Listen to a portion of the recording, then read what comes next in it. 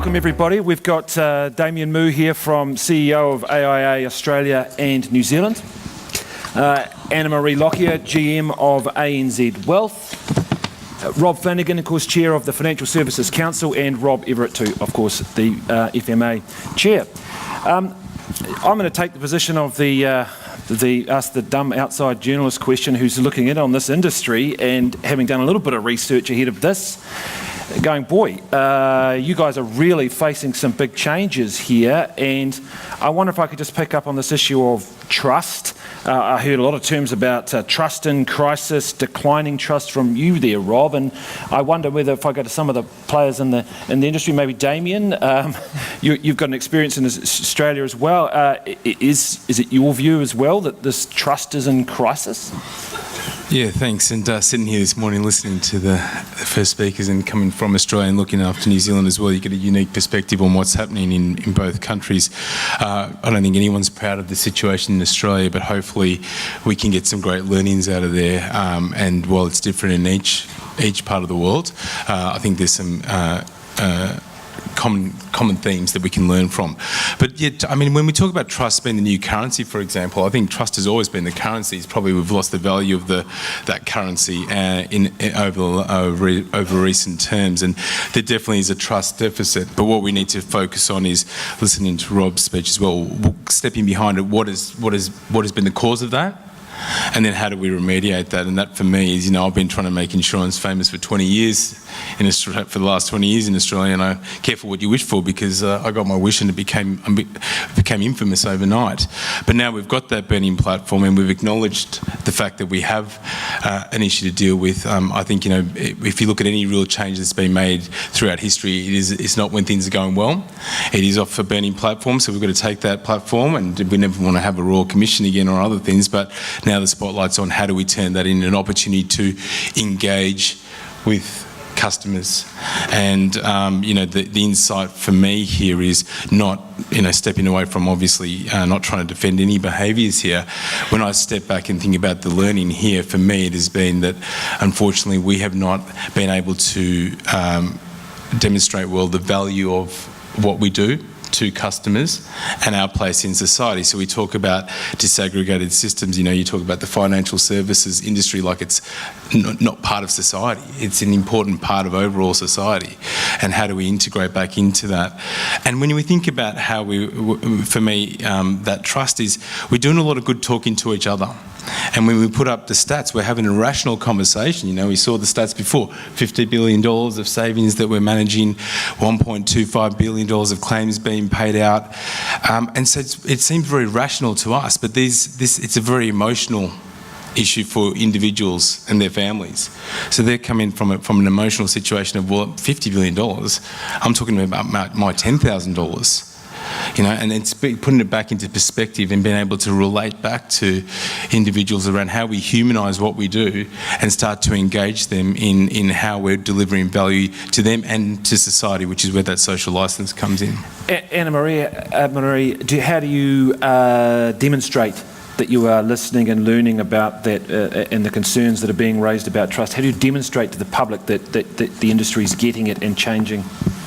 Look, I think within our organisation, we sort of think trust, and to Damien's point, trust isn't the new currency. Trust has always been important to our businesses, and to ensure customers want to take, work with us. Look, in simple terms, it's very much across the organisation how we all behave.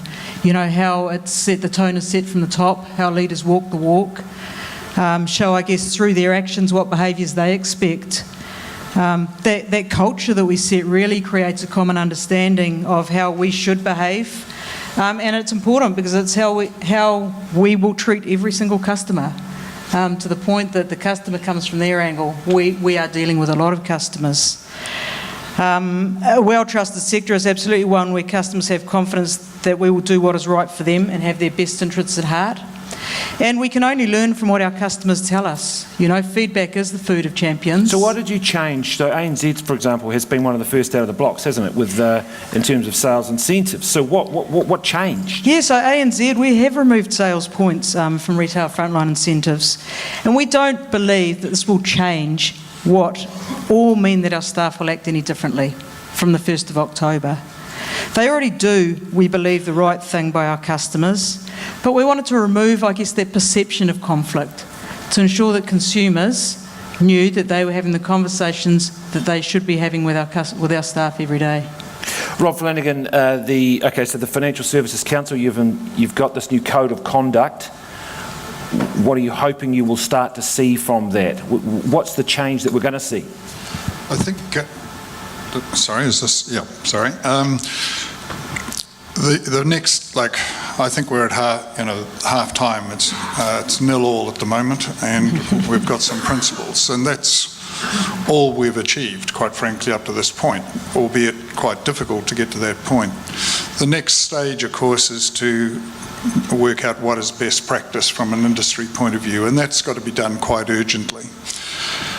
And of course, I think I could probably write what I think is best practice quite quickly for every one of those things. It would only take a couple of days, probably. The reality is that the industry has to decide, and my perception is not everyone else's perception. And so we've got to go through a process, but more importantly, then that's got to be aligned back through the organisations. And that's where I think, as an industry, we can actually not only develop the best practice, but develop the training material, develop how that should be embedded and facilitate that process all the way through. Damien, did you want to pick up on that? Yeah, look, I think it's an important point, but I would say the principles are probably the most important part to first get understood. And it's back to Rob's earlier point about culture as well, because, the code of conducts are very important, right? And policies are very important. But when you're thinking about running an organisation with 2,000 or 3,000 staff or 40,000 staff, it doesn't matter what. How do you make sure that each and every one of them understands the principles of what you're trying to achieve as an organisation and your culture? Now, they're not going to remember the 100-page glossy code of conduct necessarily, right? But what you want to do is be able to ensure you engender the principle of that. For me, it's about simply we try to make sure that everyone understands the number one thing is doing the right thing in the right way. And if you don't know, ask. And making it a safe environment for people to ask that question. And that, for me, as the CEO of an organisation, is the most important way I can try and ensure that when 2,000 of my team or 3,000, whatever it is at the time, are looking at something or doing something, that they remember that. I can't expect them to remember all 140 pages of a policy, although those policies are important. And I guess when we look at it, the combination of policy and principles are very important, along with those best practices, because they're the actions, but the policies didn't necessarily save the situation in Australia. Rob Everett, did you want to pick up the Yeah, the only other thing I was going to say on the Code of Conduct is, whilst the Code of Conduct will launch on the 1st of January and was shared publicly yesterday, it's a living document. Things will change. What was right yesterday may not be right today, and what is right today may not be right tomorrow. But Rob Everett, you've made it clear, and I'm just interested in this idea. You're talking about people needing to set their shareholders this change, that it needs to be consumer-driven more. Where has that tipping point come from? Why wasn't it there always? Yeah, it's a good question. I think there came a period where more money could be made by shareholders out of big financial institutions than had previously been the case, possibly due to some of the efficiencies that have happened across financial services, generating more money for the shareholders than it was generating savings for consumers. So I think that became a bit of took its own momentum. So if you went back 30 years, I don't think the CEs of big banks were kind of rock stars of the corporate world. They weren't taking home, the sorts of rewards you saw in Europe and the US running up to the crisis. So I think frankly, financial services just got detached from the communities that finance is there to serve, and became a great place for shareholders to make good money and quickly. And I think it's hard to argue with the forces of markets. We're a markets regulator, so I wouldn't be propounding that. But I think some stuff got left behind. And I think some of the really big financial services providers became more focused on serving their shareholders and started to lose sight of their customers. And I think potentially technology, whilst in many spaces that's a great advance, I think also that may have accelerated the distance between customers and the people they're dealing with, both within financial services firms and at the top of financial services firms. And I think that's a dangerous place for any industry to be. Damien, do you want to pick up on that? Oh, look, I think it's, it goes back to the issue of complacency. And when there was good times, it's easy to be complacent, and the story was easy to tell, right? The returns were good, so no one was questioning it, and it masked their issue. And then when things aren't good, then you go, well, where is the actual shared value narrative here? And where along the way have we continued to ensure that we're delivering on our social license as well, which is what we do as a business that intersects with solving societal issues or giving back to society, right? And so, you look at what we do, and there is quite a lot. I mean, we're talking about managing $50 billion here in New Zealand of people's savings and retirement outcomes, being there for thousands of New Zealanders and their families when they need it most when it comes to a time of needed life insurance. But we haven't been telling those stories, and we haven't been thinking about connecting that value back. What we've been focused on is a very simple quarterly update to the stock exchange of a good return. And so in that, you start to get into that mode. So we've got to get back now to connecting back both the quantitative and qualitative outcomes of what we do as a business to contribute to our place in society. Rob Flannagan, there's some questions coming through here, some good ones. This one says, what more do you expect the industry to be doing in both the short and long term to improve conduct, culture and trust? The first thing is, from the FSC, it's sort of a change of attitude to some extent. We're a membership organisation, and we see a lot of people that join us, and it's on top of their day job and what have you. The reality is a membership organisation such as the FSC, on the journey that we're doing, it actually has to be part of people's jobs to do that. And some companies have actually embraced that. Some people have employed people that are sitting on the FSC and fully involved, and it's actually part of their day job. The industry has got to get involved and collectively get involved, because it's not just what the FSC does, it's the engagement with the ministers, it's engagement with the regulator. Because, and I've said this to Rob many times, if we as an industry can't sort it out, then you've got to regulate. Now you've got to be careful what you wish for at that point. So we know it. We know our business. We know what's right. We know what's wrong. And we've seen that in the development of the code, where people have come from with an agenda, irrespective of what it is, but with debate and with exposure, suddenly they say, oh, actually it's good for the industry, rather than what the strategic thrust or what was ever going on in their particular industry, in a different organisation. The social involvement, I think, as an industry, we have lost our way a fair bit. It's well to say, well, we should have more education on financial literacy. Well, we're the experts. We should be inputting into that and being involved in that, whether it's at schools, because whether we like it or not, we're in the long-term business. We are not here for this year, we're here for the next 20 or 40 years, and people are really relying on us. And so we've got to invest into the education side, into financial literacy, into understanding, forecasting of where you're likely to be, what are the benefits and what have you. It's actually just good business, but we've lost our way there. And wearing a different hat as an ex-CEO, it is about the quarterly returns and the reporting to the market and all those things. That is a high pressure, but that's got to change. We will not survive unless we start looking at the big picture. Anna-Marie? Look, I wanted to jump in probably on how are we going to bridge that divide of those people that don't understand financial services. And look, I think it is incumbent on all of us. It's incumbent on the industry, it's incumbent on the government, and incumbent on us as parents, friends, to help people better understand financial services, given the decisions they're going to make today are really going to impact them into the future. And, you know, the industry is working hard on plain Englishing their documentation.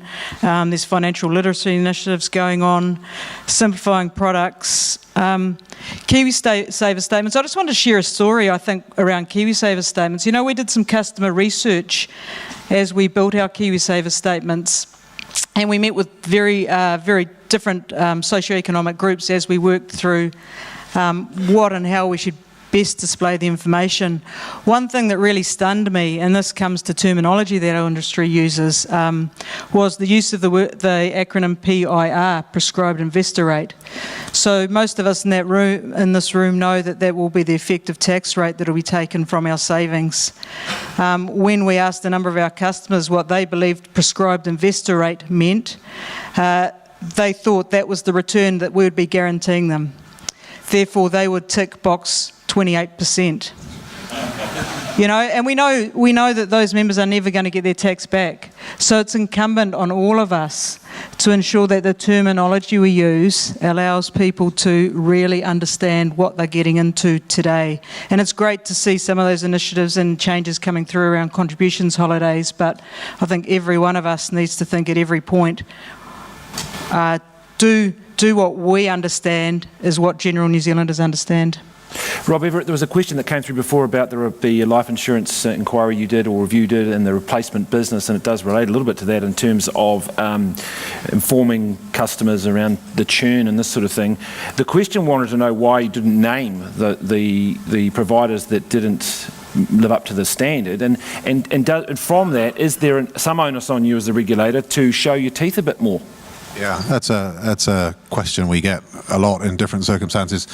That would be a good example of a situation where, as part of a thematic review across the industry, we've seen some good practice and some bad practice, and we've seen a couple of places where we think actually we need to go and ask more specific questions of that particular provider, because what we saw as part of the thematic exercise didn't look quite how we wanted it to see.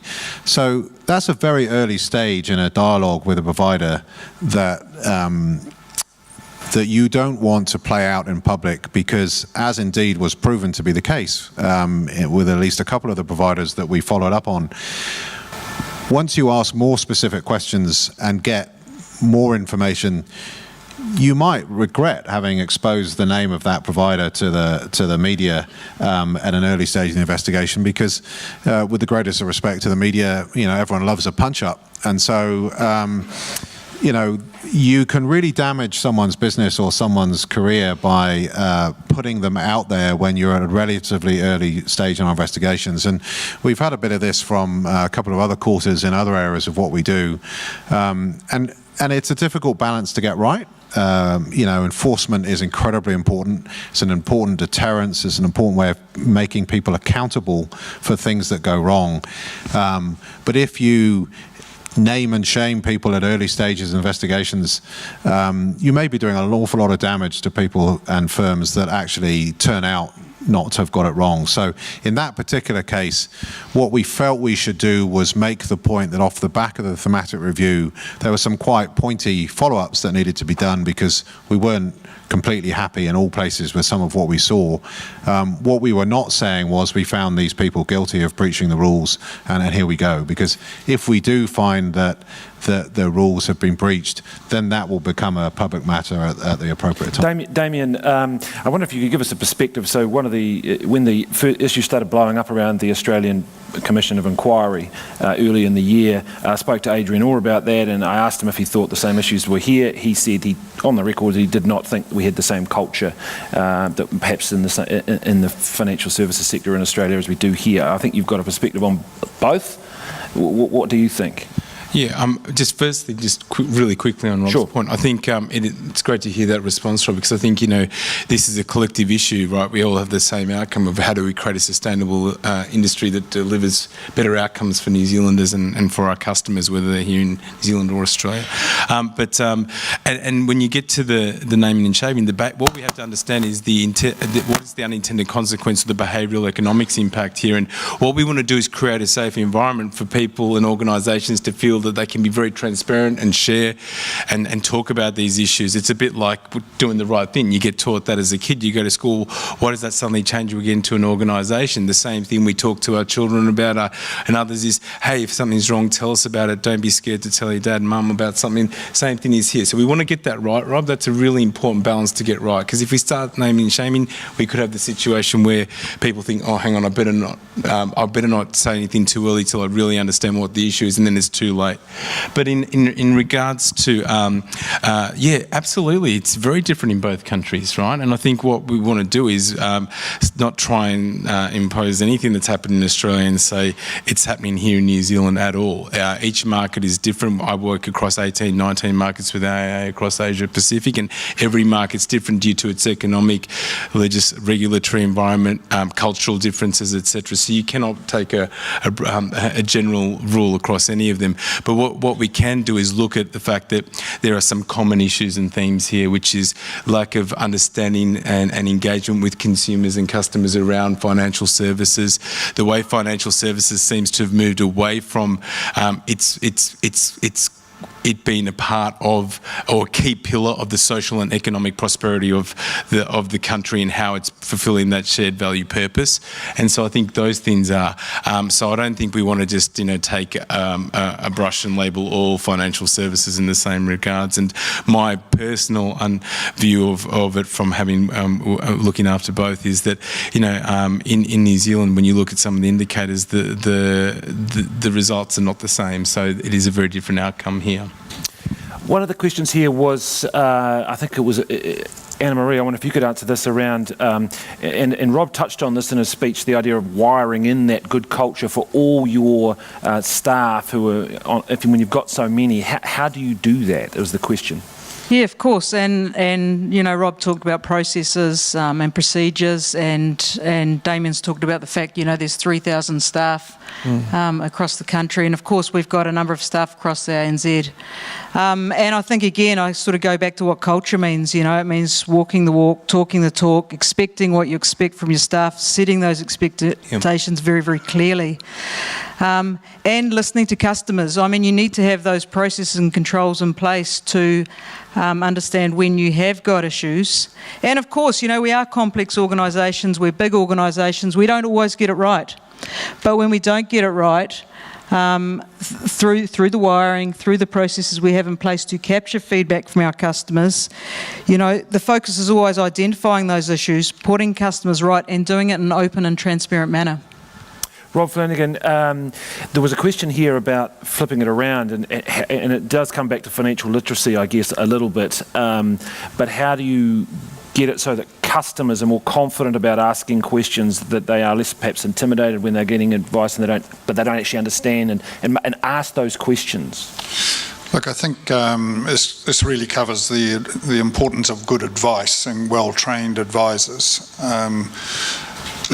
With advice, I was reflecting, in my day, before you people were born, you used to meet someone at the rugby club and they'd say, oh, you need life insurance. So, oh, do I? And so you'd end up buying life insurance. And those days are well gone.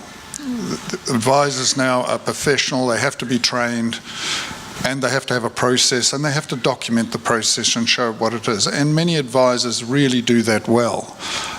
But it's asking those right questions, because the customer doesn't necessarily know what the questions are, and so they have to ask those open questions to really understand the customer so they meet their needs. If it's supported and documented, clearly the customers have choices at the end of the day, but the advisor has a big responsibility to make sure that information is open and transparent.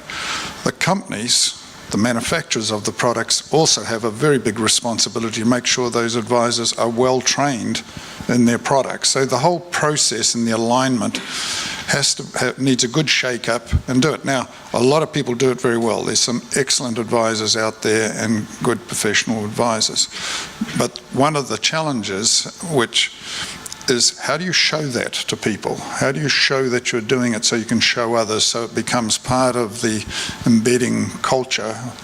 I'm not too sure I like culture as a word so much, but it's the process and doing the right thing for the customers. Rob Everett, is that on your radar? Yeah, very much so. I wanted to pick up on a point that Rob made there, because I think people miss this, I think, quite a lot. We all overestimate the time and energy and capability that people can bring to their decisions about financial products and financial services. So even the relatively simple stuff, our research tells us, doesn't get looked at. When it does get looked at, it's misunderstood. When it does get looked at and understood, it's not acted upon. So I think, the industry and the regulators and everyone involved need to recognize the kind of attention deficit. Right? Everyone is very busy. This stuff is very complicated. If you wind it back 30 or 40 years, certainly in the UK, either the government or the employer did all this for you. Right, so it was taken out of your hands. It didn't always go well, but basically you didn't really have a lot of scope to make a decision. So in a generation, it's shifted to the people going into the workforce now. They're going to have to do all of this themselves. So I think one of the things that the industry needs to recognise, and it's an enormous opportunity for the advice sector, is that to recognise that even for simple financial products, most people struggle to prioritise the time that they should be taking to understand them. They don't read their KiwiSaver materials. They don't, half of them don't read their bank statements. Some of the research is really quite shocking in terms of how, and I'm not talking about people who have low levels of education. I'm talking about us. Don't read the terms and conditions. Don't read stuff. Probably haven't understood it if they did read it. So the industry as a whole, to Rob's point, needs to own taking the customer on a path that allows them to be sure they've sold them the right product and they've understood what it is. And I think everyone underestimates the challenge there. I'll just pick up on a slight variation on that, which is an interesting one that's come through. It says our generation still trusts the named institutions. What about millennials who listen more to their peers? So, Damien, does your company think about the new generation of coming through and starting to earn money and what they're going to do? Yeah, absolutely. And I think, it's really important to note that financial advisors play a critical role in helping people get access to the right products, but also the appropriate levels of cover. And if you look at the underinsurance gap, for example, that exists across New Zealand and Australia for that matter, it's in the billions. You can look at different studies, but it's a lot. And we know where they have had financial advice is where they've had their needs met. But when we look at the new generation coming through, this is just really about the fact that technology has enabled younger people to get more engaged into what's happening out there. For us, we've actually got we've moved to a customer value proposition around life, health and wellbeing, and we have our vitality program attached.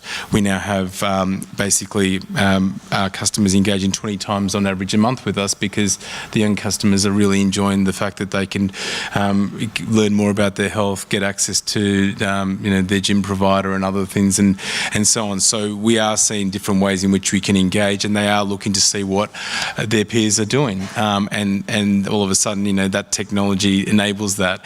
But ultimately, as they move through their life stages, they come to a point when they may need financial advice again, and that's all. Need financial advice because their situation has changed. So it's about how you engage early on and then help them throughout different stages of their life. We've got a few minutes left. Anna-Marie, what is your feeling about all the reviews, legislation changes that might be coming? The idea that if you don't change, it's going to get changed for you. Is there a feeling of apprehension in the New Zealand industry? Oh, look, I don't think so. I think generally the industry welcomes the reviews that are happening with thematic reviews, conduct and culture reviews. They are thorough pieces of work, and they allow us, I guess, to understand what and how benchmarks are changing in the industry. What is really important with those reviews is, I guess, information specific to your organisation, whether that is kind of assessed by yourself or provided by those undertaking the reviews to allow you to continually improve.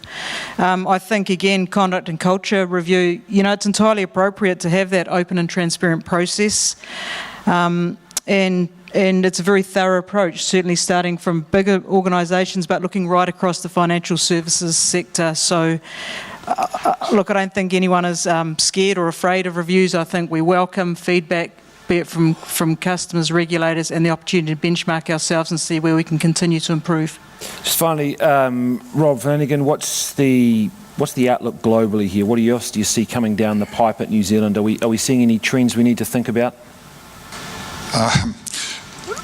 I think we're at a stage in the industry, and I'm talking about KiwiSaver and insurance.